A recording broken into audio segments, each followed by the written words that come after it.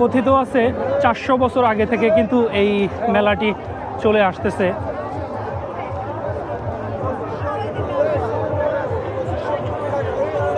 একজন সন্ন্যাসী এসে বটগাছের নিচে আশ্রয় নিয়েছিলেন এবং পরবর্তীতে কিন্তু তাকে অনুসরণ করে আরও বেশ কিছু সন্ন্যাসী এসে আশ্রয় নিয়েছিলেন সেই বটগাছের নিচে।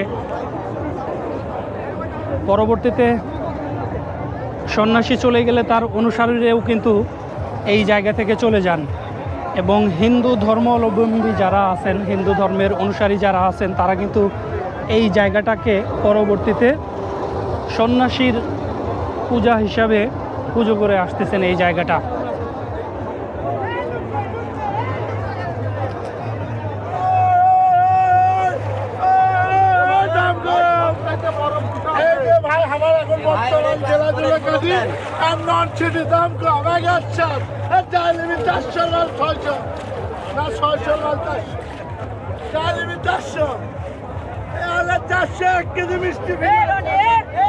এখন কিন্তু এই মেলাটি পুরো বগুড়া এবং আশেপাশের যে এলাকাগুলো আছে সেই এলাকা মানুষের একটি উৎসবে পরিণত হয়েছে।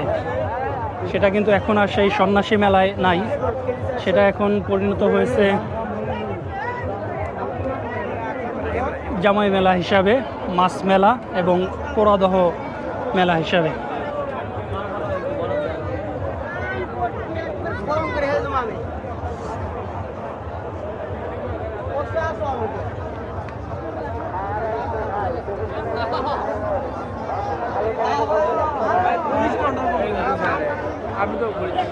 ওখানে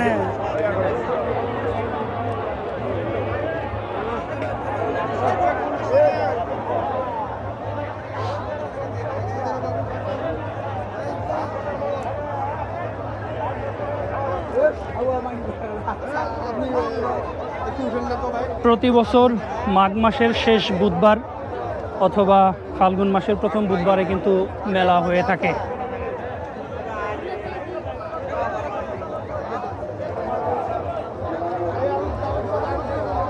মেলার মূল আকর্ষণ বুধবার, তবে একদিন আগে থেকেই মেলা শুরু হয়ে থাকে এবং বৃহস্পতিবার শুধুমাত্র এই এলাকার যারা